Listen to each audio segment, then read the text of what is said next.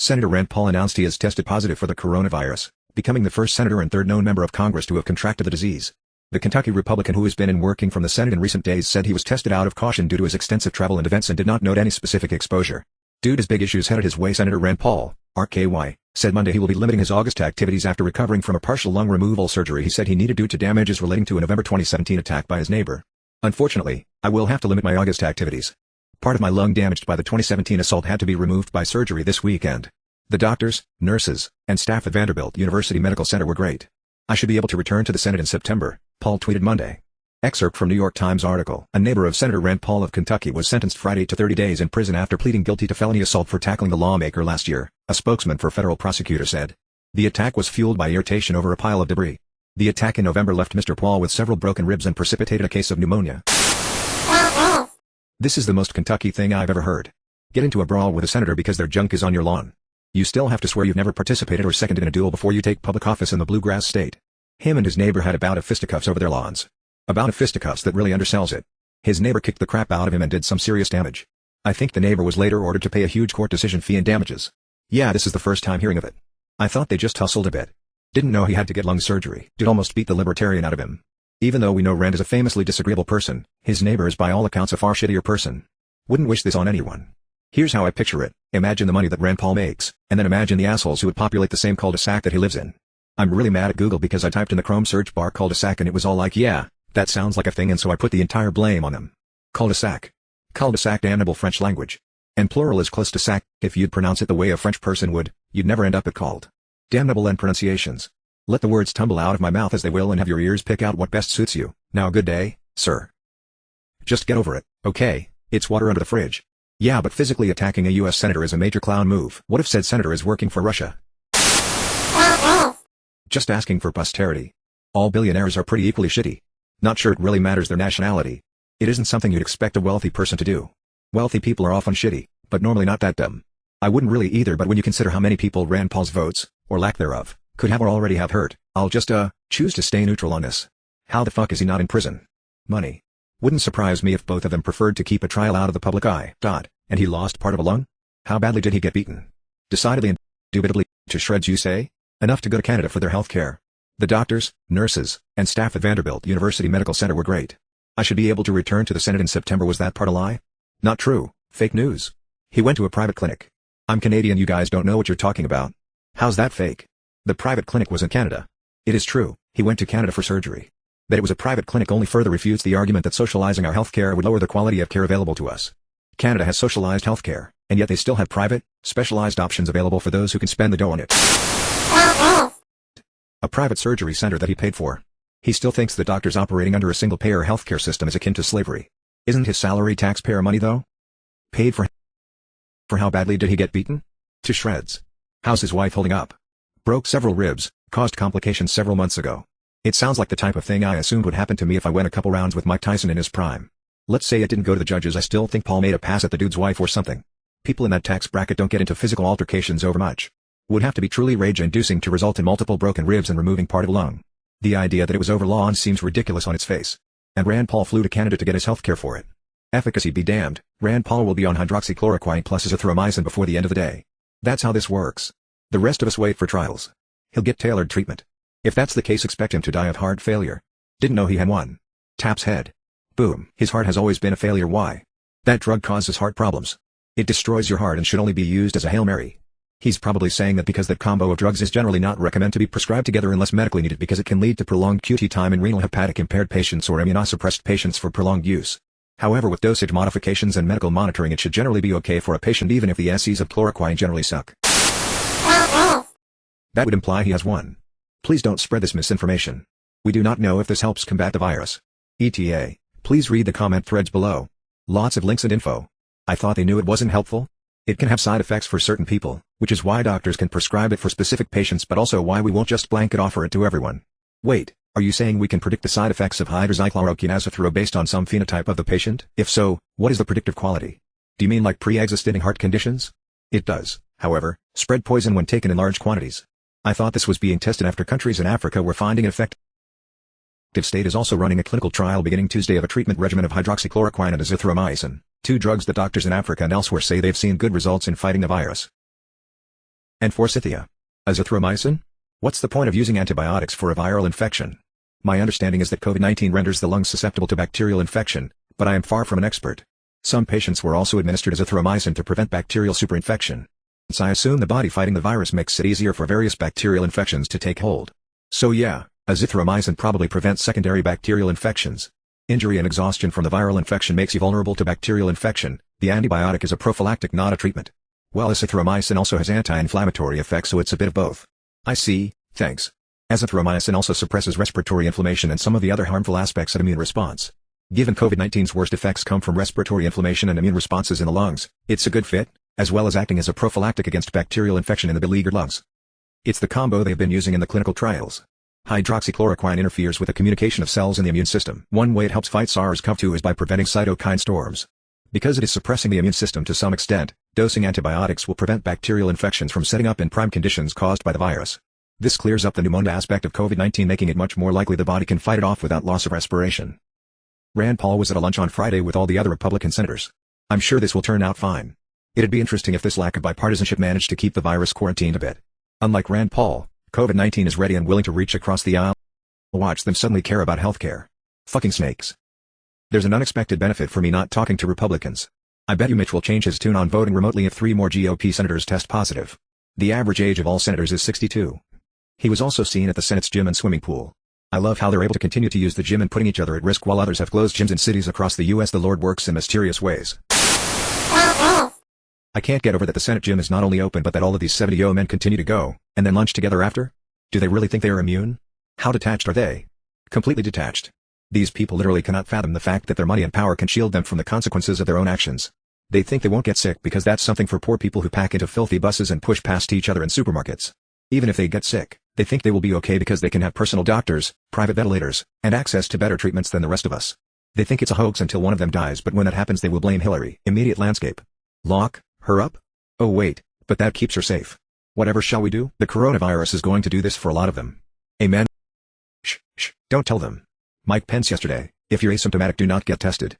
Mike Pence and Rand Paul today, we're asymptomatic and got tested. If you're a common citizen and asymptomatic don't get tested. FTFY. Don't get sick. If you do get sick, die quickly. I miss Alan Grayson.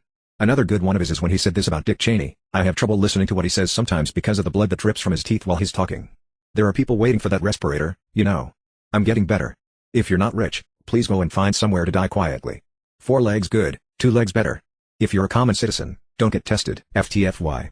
If you're at the peasantry, please put on the government-issued blindfolds and noise-canceling headphones. Once properly equipped, go outside and walk in random direction. Once exhausted, lay down. Remain still until further notice.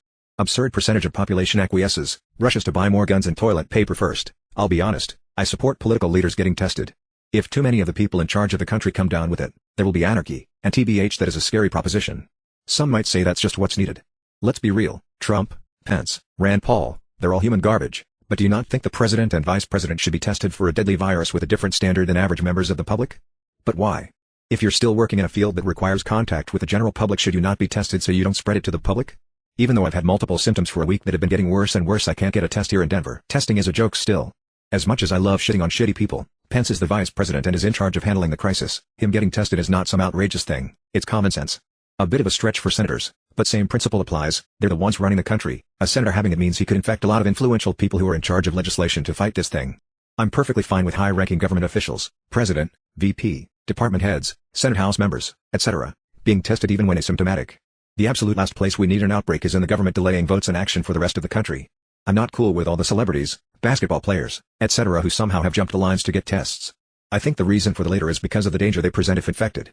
A celebrity interacts with hundreds, sometimes thousands of people on a given day. If they are infected they can very easily become a super spreader. Not if they are following the guidelines on social distancing? Right, but the test is for before that was a standard practice. If they were asymptomatic spreaders, you want to know because they could potentially have infected thousands of people without even knowing. Going forward there isn't much excuse, but 2 weeks ago it was a very different matter. Plus, when one of them is in the news as having it, it reaches more people. It's a really high impact positive. It could make more people take this thing more seriously. I hate the optics of it and I understand the frustration, but I have to begrudgingly agree that it's probably the best thing to do right now from a utility standpoint. I truly think Rudy Gobert acting like a complete moron and then testing positive was the match that kicked our country into reality at least a few days sooner than we otherwise would have. Net positive. Absolutely. And just imagine how much damage a few more sporting events could have done. Do we forgive him or are we still mad? I don't know what to think there. Sorta makes sense to test healthcare workers too, but we're not. There's a lot more healthcare workers than there are vice presidents and senators. It's not that they shouldn't be tested, it's that the standard they're choosing to create of refusing to test the asymptomatic is dumb and wrong.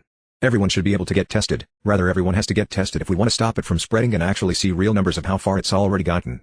Not having symptoms doesn't make you non-contagious. And entire sports teams getting tested? Common sense doesn't apply to Pence's handling of this crisis. Thank you. I get it that people want to poke fun or meme about it, but some people are taking that way too seriously. My sister is in the emergency room because she had a 104-degree fever last night and has been coughing. They won't give her the fucking test because she doesn't qualify. She has 3 little ones at home. This country's healthcare is a fucking joke. 104? That's like brain-melting fever. Do as I say, not as I do. GOP message that its stupid followers eat up. Peasants don't need to get tested, just shelter at home and die in your bed. Saving your life is not profitable. They don't want peasants getting tested, bro. Just the bourgeoisie class. GOP, you're all in this together. I'm just gonna make this real simple, don't listen to Republicans. Pence is an executive with real responsibilities during this pandemic. It's probably not unreasonable for him to get tested, since social isolation isn't really practical for him right now. Rand Paul has no excuse, though. Nobody's shitting on him for getting tested. They're shitting on him for being in charge of the whole government response, is responsible for the lack of tests, told people they don't need tests, and then himself got tested. It's hypocritical. Neither of them has an excuse to do the exact opposite of what they say. Pence should start explaining things, instead of wasting his time licking Trump's ass. Asymptomatic people are still recommended for testing if they have been traveling. Source, the CDC website. Have to protect the rich and powerful, otherwise who would the poor people work themselves to death for? Nice thread from Edward Isaac DeVere. Some choice bits. Paul delayed a vote for several days by forcing an amendment on the coronavirus response, and then voted against the final bill. That bill includes a provision making testing free. So he got a test that he voted against everyone else being able to get. Also, as a senator, Rand Paul is of course eligible for the Senate healthcare plan. If that's how he obtained and paid for his jump-the-line coronavirus testing, then it means that it was taxpayer-funded government healthcare which gave him an advantage others don't have. There's the obvious karma joke here. But as Duck and others have been saying, this virus will give many people reason to rethink their own past beliefs, and that should be welcomed. I wish it Rand Paul a restoration of health and the bravery to begin a questioning of his beliefs. Why would he question his beliefs? He's completely fine with getting tax-funded testing and treatment for himself, he's just against anyone else getting it. Him testing positive isn't going to rock that boat. Taxation is theft, unless it's paying me a 6-figure salary and giving me the nation's best healthcare policy. Paul the Libertarian. He also doesn't have to pay for the test, like other people would have. Hail Katie Porter. He also went to the gym and pool this morning based on what other people in the GOP had. I mean, his namesake is Ayn Rand, who finally wanted government intervention when she was ill. He may die, or he may become so sick he'll feel like he's dying. Rand Paul is 57 years old. Not the worst age group to catch it, but by far not the best. Nearly dying of something that he could have been instrumental in stopping, if he hadn't been ideologically opposed to doing anything about it, may force him to reconsider his ideology. I genuinely hope he survives to do so. Rand Paul will see surviving the disease as proof of his superiority and double down on his positions. This is Rand Paul we're talking about. He'll introduce a bill to gut Medicare once he recovers. He's going to continue questioning his beliefs. Why don't I have any? He'll say, yup, I'll stick by the Republican mantra of I got mine, fuck you. He's going to be happy and rewarded by his actions.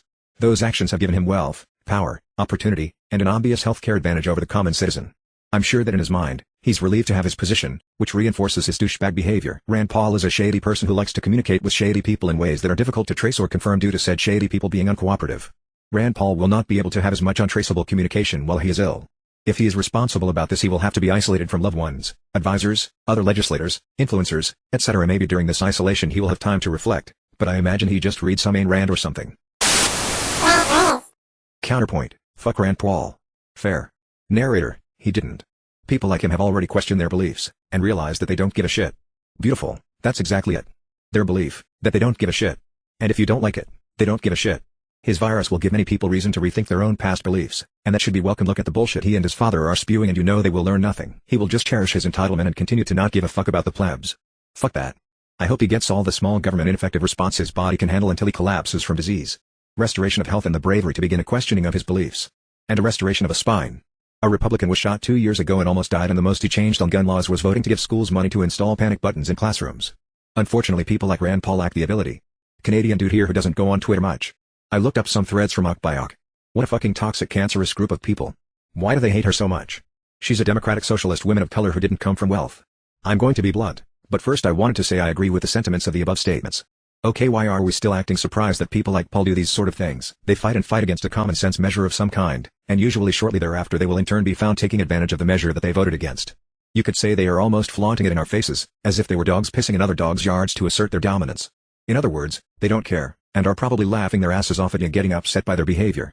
They're akin to Richard Gant in Rocky V mockingly threatening you, so if we touch them, Except no one has stepped up to be Rocky and knock their asses out. I mean, what else do we have to lose by knocking these fuckers out? Sue us for what? To put it more plainly, there are plenty more of us than there are of them. Take that for what you will. There isn't a Senate healthcare plan. They used to be on Feb B, the same health plan all other federal government employees use, until a provision in Obamacare forced them to buy through the Obamacare exchanges or buy their own coverage. They still get 75% of their premium paid for by their employer. Senators don't have government healthcare. They have private plans bought on the Obamacare exchange market. Part of the cost of the plan is supplemented by their job, so yes, some of their healthcare is paid for by taxpayers since they are government officials. What was the amendment? It's not like he doesn't have the money to get a test if he wants one, so that's a complete false equivalency. Rand isn't going to push your pork-laced bills through no matter what. If you put in abortion crap and SJW nonsense in the bill, it gets voted down. That's on you. Hey Cobber, thanks for watching. Don't forget to subscribe to our channel and click the thumbs up button if you enjoyed the content.